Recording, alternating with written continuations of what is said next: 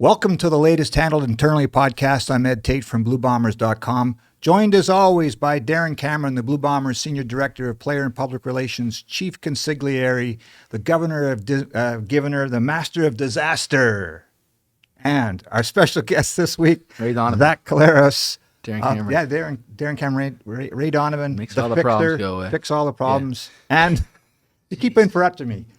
Our quarterback, Zach Collaros. Appreciate you joining us. Thanks for having me on, guys. Can we rewind for one bit here? Because that game, the ending of the game in Montreal, was one of the most bizarre things I've seen.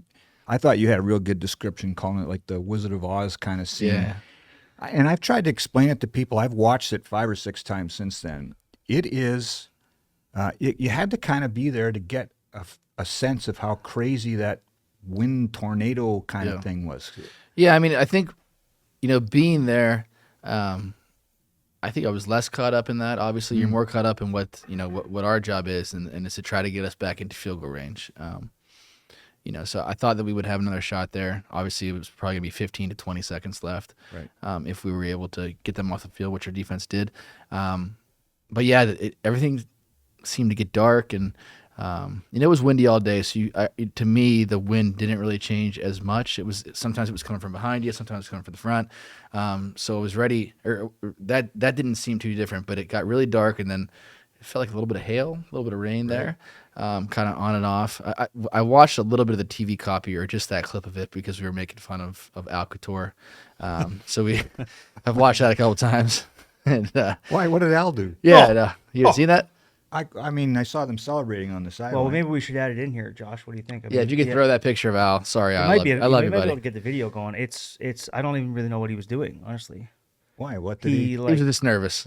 Yeah, nervous. Yeah. I saw Olivia going nuts. No. This isn't going nuts. This is something. I don't know what you describe it as, but So, there's a massive photo of it. It's pretty funny. It's pretty funny. It's across from the Players Theater now, if you want to see it. So, okay, I'll go check it out. Good, Yeah, but the TV copy actually to me seemed more dramatic. Yeah. And I think because I think Marsh was the guy doing it, and he was kind of laying that in there too about how the weather just changed and it got dark, and so it seemed more like Dalton texted me after the game. It seemed more like a movie, as you're watching on TV.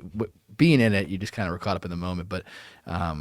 It was wild. And again, I've been in this league now for 12 years. You've been watching it for however long, and Darren's been the consigliere for a long time. So he's seen a bunch of it. But yeah, that was wild. Yeah. How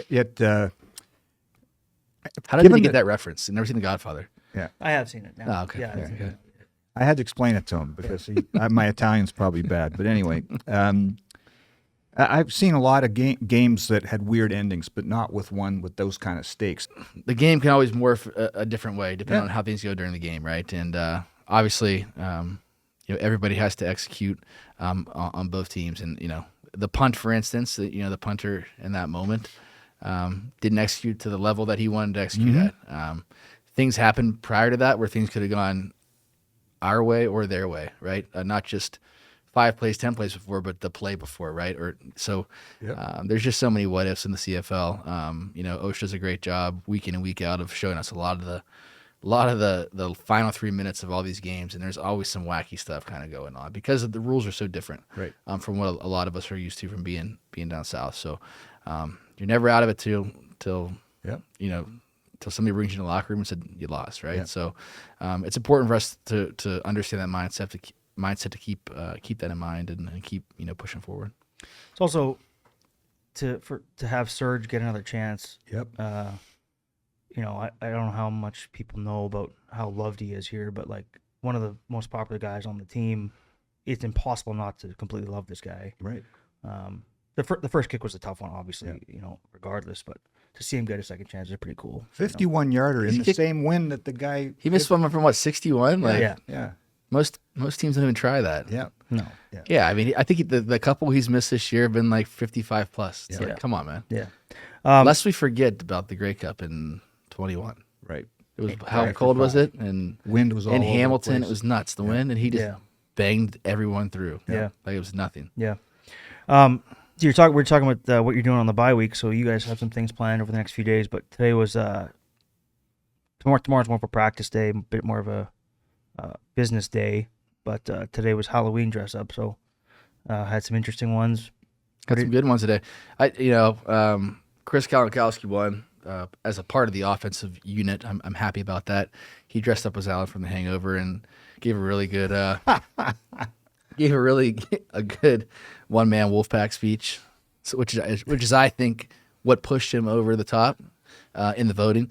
But I would have probably, I love you, Chris, like a brother, but I probably would have gone with the Jamaican bobsled team. The D-line did.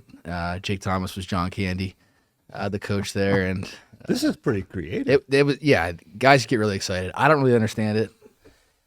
My wife would really love it, like just she loves Halloween and all that. But yeah, people were excited. Kenny was Sidney Crosby dressed in a Connor McDavid jersey. Yeah, I don't think. Yeah, no, fascinating. Kenny was Connor McDavid with a left-handed stick, but Kenny's yes. right-handed. So I saw him. I said, "Nobody, you got to flip it around." And he didn't. He just didn't really care. Let's just be honest, and hockey people everywhere are going to get really mad about this, so I'm not sure if I even want to say it. But if Kenny was exposed to ice as a child, he probably would have been the greatest hockey player of all time. Okay. All right. Well, wait a minute. What did you go as? Me? I was John, what's his name? Jimmy Duggan from A League of Their Own, the manager of the Rochester Peaches. And my daughters are... There's no crying in baseball? Yeah, my daughters are Dottie and Kit Keller. My son is the little chubby boy from the movie. And my wife, we're not sure who she's going to be yet, but she has the uniform, so we'll be walking around Bridgewater dressed as again the Rochester Peaches team. And I'll be screaming. There's no crying in baseball, people. Al goes as a hot dog just to further add to his mystique of his photo on the wall there. Yeah, dresses up as a hot dog every year. Most in shape hot dog I know. Yeah, better in shape than you. Not a chance. No, not a chance. You and Al? Not a chance. Him and Al. What do you think? 20 push-ups. Who could do? Are it faster? you crazy? Can you do 20 push-ups? What kind of question is that? Yes. Let's see it. I'm not. Well, right now. Yeah. We'll do it off camera. Come on. Nah, we'll do it off camera. Come on, right here. 20 push-ups. We'll move it right here. We're cutting all this shit out, by the way. Handled internally, brought to you by PlayNow.com. Bomber fans, PlayNow.com reminds you that when you bet on blue, there's only one legal online sportsbook in Manitoba. Only one that guarantees your winnings. And only one where the profits stay here to support your community. Play your Bombers at PlayNow.com, your hometown sportsbook. Enjoy responsibly. And now, on to the show. So this morning, your boy there wore part of his gift package that we sent him down there. He screwed it up, but he did it. He'll wear it again next week, I'm sure. Yeah. Whoosh, whoosh. You haven't been on the internet this morning? Oh, yeah. Okay. I thought. Oh, all right. There you go. I actually haven't been, but like the 3 people that I do talk to sent it to me, and then you better put some names in there. Because so we had sent the Kelsey brethren. Yeah, Jason and Travis, Kelsey. We sent them a bunch of stuff, packages to wear for the leading up to the West Final, and beautiful. Travis had it on the blue Collaros jersey. Caused a bit of a stir. It was cool. Yeah. It's good. Given the world that those guys are living in right now and their popularity, it was cool to see. Yeah, we got to recreate though and explain. Yeah, you got to Mm. explain why there's a connection. I know a lot of people know it. Yeah, but they're not my friends everybody. from college. They're like two of my best Don't get him friends. started on this. That's the thing. That's why it was tough to bring up, because last year when he was in the day of the game that he went to the playoff game, he's sending us these messages like, "Yeah, I'm going to but it's not a big deal to him." He's just like, "Yeah, I'm going to the game." And It was the most ridiculous 24 hours. and I said, "Well, this is going to be a situation here," to which he didn't really think that it would be. And there wasn't, because we But didn't he make it a could- situation. We didn't make it a situation. No, he refused to do interviews on it. Oh, I remember that. Yeah. So What's silly? yeah. I remember that Yeah. because I think I asked you too. Do I need to do a story on this? Yeah, there were no stories being done. I know, No. but I had to ask you, and that's when you were shutting everybody down. And I'm kind of glad. 'cause My it's friends in a weird. relationship. Yeah. Like, it is what it is. Yeah, it's a strange dynamic. Like from your end, I can understand why that wouldn't be something you'd be interested in. It's a classic case of people's celebrity fascination, right? Right? Yeah, It's I mean, yeah, I can understand that, but it's like I'm not. That's Yeah. I'm not in a position to No, comment on of it, course not. So Yeah. Of course not. Yeah. So let's go back to our season briefly. 3, 2, 1. Yeah, 3, 2, 1. Yeah.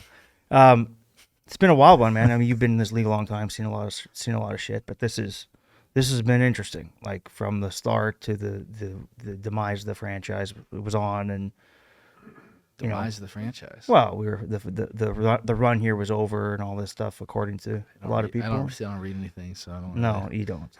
But that's what people were saying. It's interesting. It's just a day-to-day thing. It is. It's funny. Like the season's so long. You think back yeah. to like June, and that seems like a lifetime ago. It does. 0-4. Like I can't even. Was that the fourth loss? Was the in Calgary? Yeah, the overtime loss in Calgary. I think the longer. I mean, you guys have been a part of it as long as me, longer than me, probably. But like being in the football side of it, it's not cliche to say. I really don't think it is. The longer you're in it, you understand it's kind of it's a process oriented game, right? And then the result is the result. And you do things a certain way, and if you do it well enough and you execute at a high enough level, I think if everything is on par and there's parity, the team that executes the best usually wins the game. We've lived that standard here for as long as I've been here, and even longer than that. And that's been OSHA's message to the team. And obviously there's a lot of things that we could have done better earlier in the year. There's a lot of things that we can do better now. And the games that we won and the games that we've won in previous years, and sometimes you kind of get away with it, so to speak, and win some games. But to me, it's just about every single day, putting your best foot forward. And I think to a man, everybody in that locker room believed that we were doing things the right way. Do we need to be better from an execution standpoint? Yes. But the process of it, the day 1, the day 2, the day 3, the day 4, leading up to the game, what you're doing at home to make sure that you're doing right by your teammates, I think we have that in spades, and I think we've always had it in spades. So obviously, we weren't where we wanted to be from the start of the season. And again, game to game, I think if you talk to me after a game, sometimes I'm frustrated after a loss. I think we could have played better. Right. But it's about the process, and I think we continue to get better at that day in and day out, and as long as the execution's there, we like our chances. So let me ask you this: early on in the season, week 1, Kenny goes down. Week 3, Dalton goes down. At the time, obviously, it was never going to be discussed from a standpoint of this is going to be difficult. But how challenging was that to get those guys, trying to figure out who was going to go in and stick in those spots. And those guys, Carrick and Ontario have obviously morphed into very solid players. But when you take Kenny and Dalton off the field, obviously that changes some things for you. Yeah, I mean, on a personal level, those are two guys that I've, that we've all, been to battle with, so to speak, been in so many games with. From a quarterback receiver standpoint, it's hard to replicate the chemistry that you build from being in games, right? You can say all you want about training in the offseason and even practice reps, but the game reps, you cannot simulate that. So I don't want to sit here and make any excuses. And again, I think we have a long way to go still, and it's the end of the season, to be exactly where we want to be. But yeah, losing a guy like Dalton, losing a guy like Kenny early, you spend like an entire training camp, you spend an entire offseason, planning it kind of around those guys and what you want to do. So that made things difficult. Yeah, sure. That being said, you still got to execute the play. And I think Ontario is a super, super gifted kid, super smart kid. Has played at a high level for us, has played at a high level before, is going to continue to be a star in this league, I believe. And I feel the same way about Carrick. I mean, he coming out of camp, I think everybody who didn't know who he was certainly knew his name by the end of camp. Suffered an injury there early in the season, but has came back and played really at a high level for us too. So sometimes when those injuries happen, guys who are ready to take advantage of it do, and I think both those guys have. But my love for Kenny and my love for Dalton, like you know how much I love those guys, how much they mean to me, and and what they do for us as an offense. It's hard to replicate. It's amazing when you think of the expectations around here now compared to when you started, right, Darren? I mean, think of it.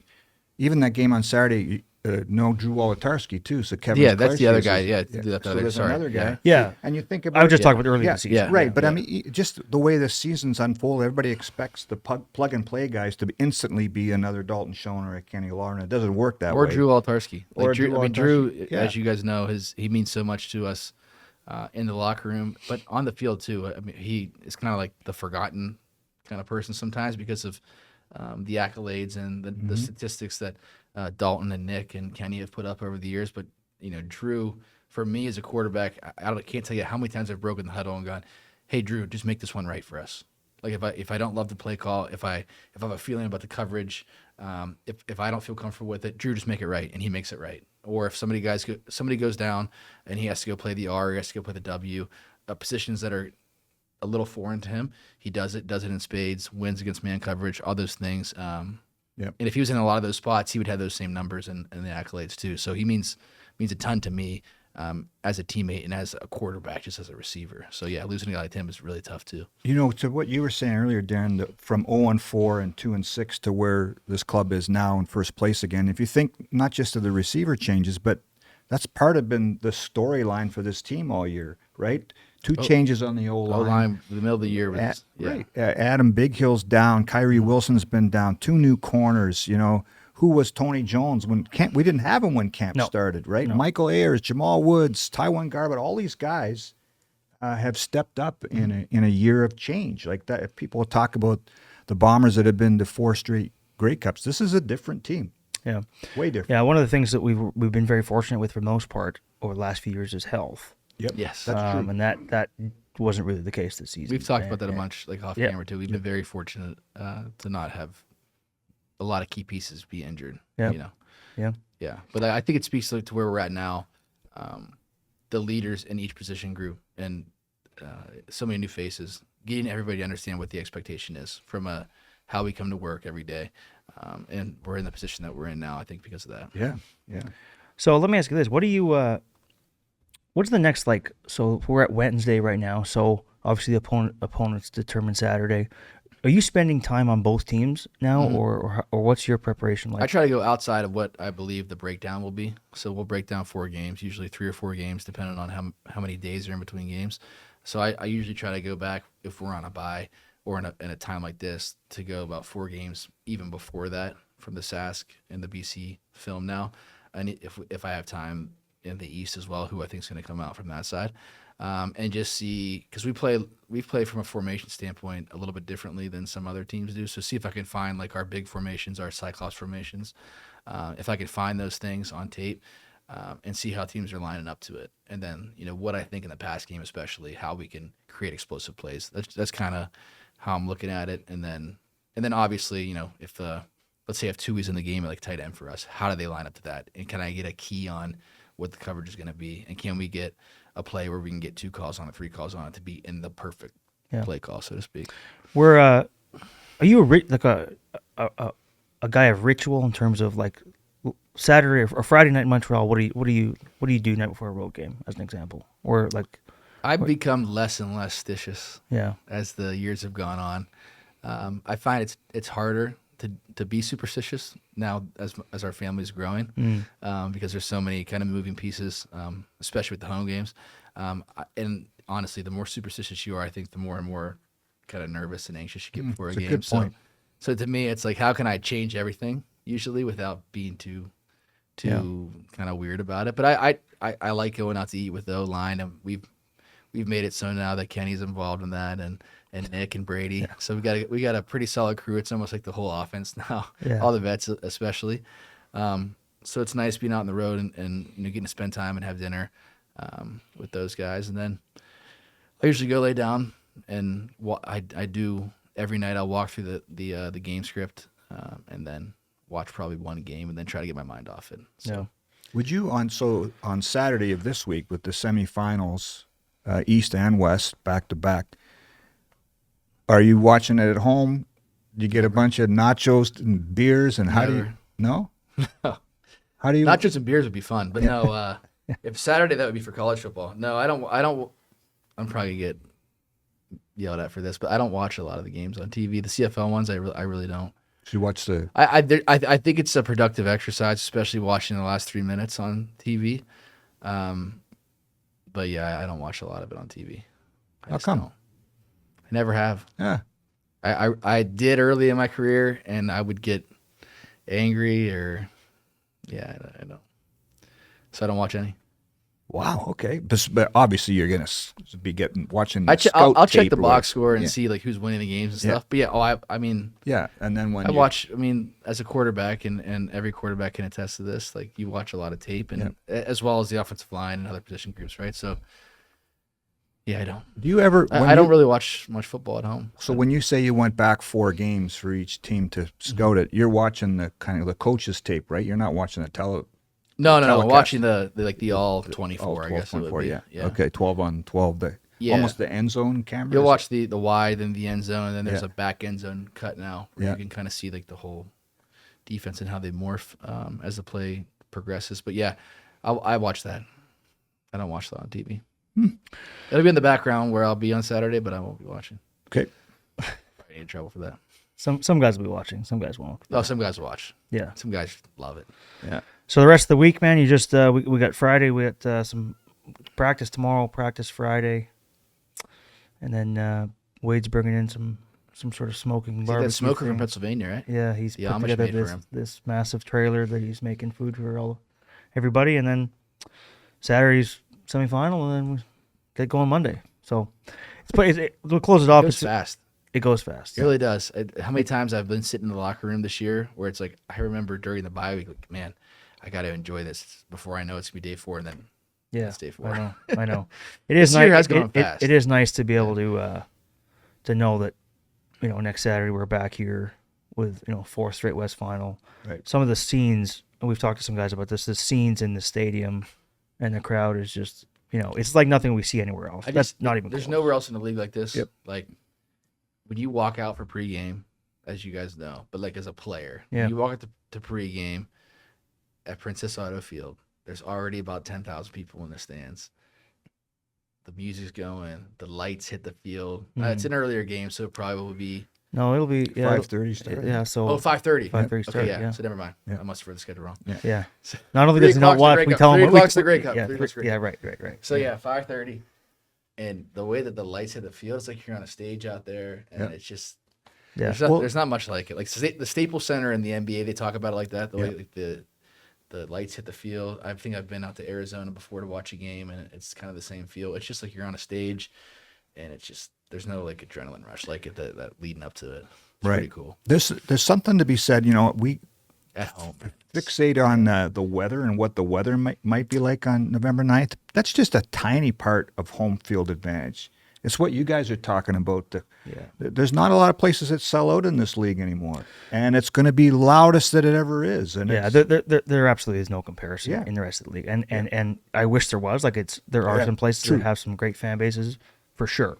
Oh, but like, we're obviously biased here. Yeah. Of course, yeah, I think there are some pretty like for sure there is. like I really enjoy playing in Sask. I really do. Yeah. I really Yeah. enjoy playing in Hamilton. I really do. Like being a visitor there. Yeah. Like it's even in They Montreal, love it out even there. in Montreal. Montreal there's is great. Yeah. Like, it was rocking. packed. Yeah, it It was. was rocking. There's a few that are duds. Yeah. But if it's- there's nothing like. No. I bet you if you asked other players like off camera, they'd be like, "Yeah, man." But if it's Okay, plus great. 10 on that Saturday and perfect, that's just a small part of No, and I don't think it'll Plus be. 10 would be welcome. it. Yeah. Yeah. I don't think it'll be plus 10 by but you know what I mean? 5:30. Yeah. Yeah, man. Minus Well, 2 felt all right this morning though. I walked out with my T-shirt on. Every morning I'm like, I gotta get ready for the West Finals. I walked out with a T-shirt on. Minus two's yeah. nothing. We're good. Yeah. All right, man. Well, we appreciate Yeah, your time. this This was is a bit awesome. of a Thanks, chopped Zach. up episode. Cutting it but- off. Yeah, we're cutting it off. Yeah. You want to keep going? Let's keep going. A few moments later. Come on. There's your mic. Come sit here. You guys can. Come sit here.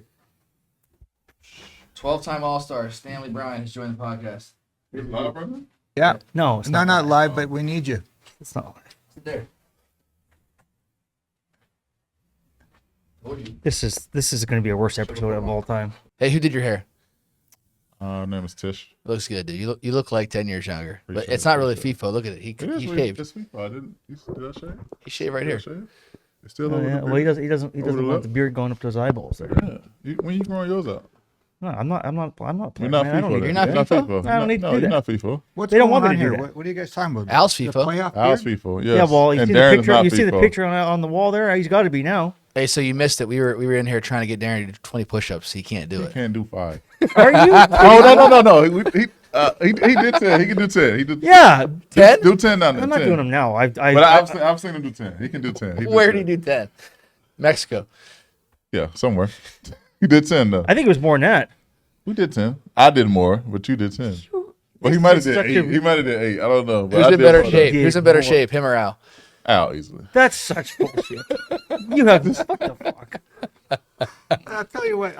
This podcast was never on the rails, but this is crazy. This Yeah. is the wildest one Ow. we've done. Al is in better shape easily. Yeah, he it's says not even so. debatable. What? It's not debatable. I think it is debatable. I don't see it. I think Al is. You don't see it? It's He's easily. debating it. All right, can I ask you, like, outside of coach speak or quarterback speak, because you don't get grilled after games like I have to, you know?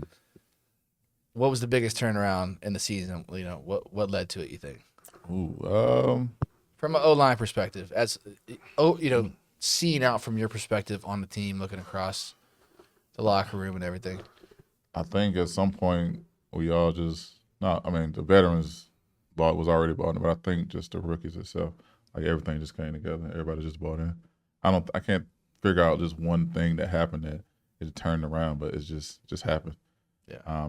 Just one of the things that just came together. I feel like your room already kind of like has like the bought-in mentality in spades anyways, like from an O-lineman standpoint. Yeah. But yeah. We can cut this out if you don't want to use this, but I think in Toronto, I'm not trying to put you on the spot or embarrass you, so we can cut this out if you want. But I think when we started early in the season there was one game after the game where you were pretty emotional. Was that the BC one, right? It was home. Was it a home game? Was it Okay. I think it was BC? home BC. Okay. Because when we started Yeah. when we saw 0-3. Yeah, 0-3 so it was after that BC, one. Yeah. Yeah. Yeah. And what like Seen him emotional twice in my life now. yeah, right. I was We're gonna not say talking about that. the other time. Well, yeah.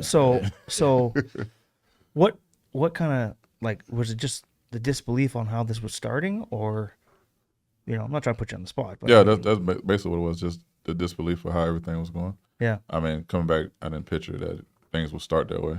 yeah, And then it happened like that. I mean, I felt like we was always 1 or 2 plays away. yeah.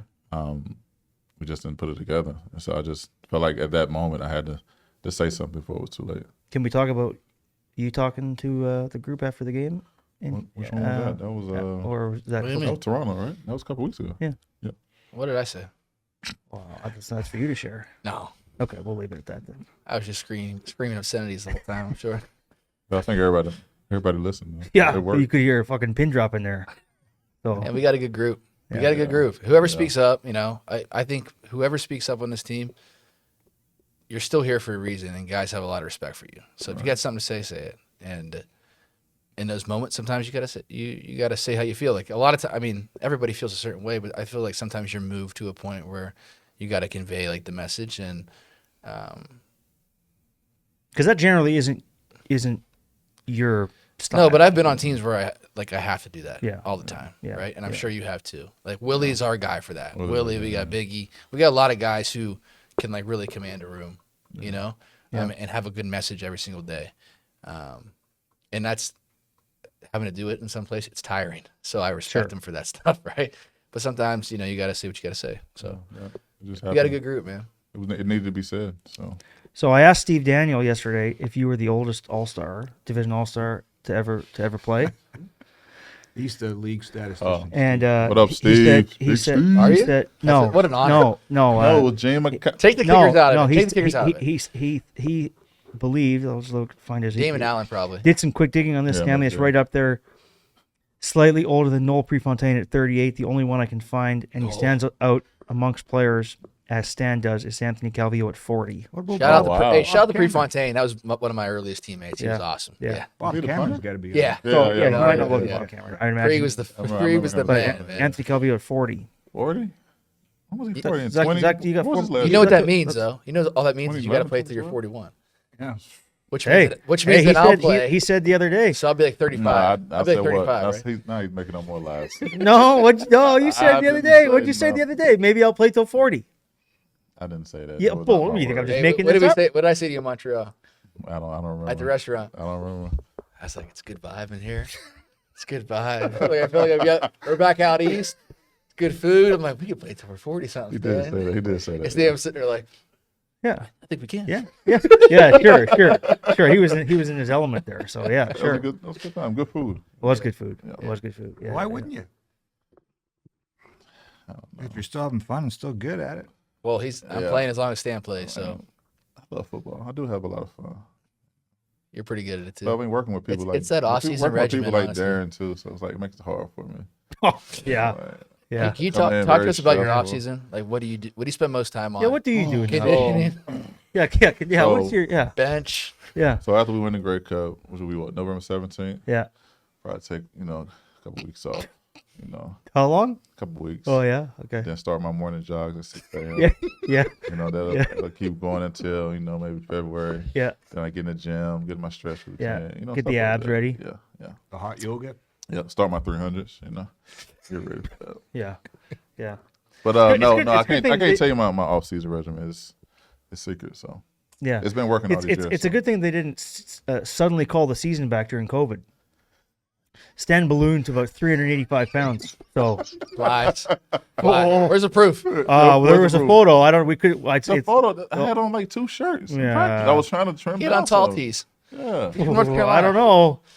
How much do you actually think I weighed then? 360. No chance. No. I weighed 360. How could Probably he ever would've come died. down from 360? What? I would have died probably. If he gets to 360, the jogging around regimen is not getting him back Okay. to Okay. 300. So what are you right now? I just weighed in like 317. Okay, So I'm so- like 315. Okay. So honest to God, probably Go. 340. No. At one point I was like the highest I got was before I came here was like 338. Is that because the Panthers wanted you to come run power at left tackle for exactly? them? Yeah. see, The Panthers called me, so had to put NFL weight on. Yeah. That's what it was. All right. Well, I think we're good now.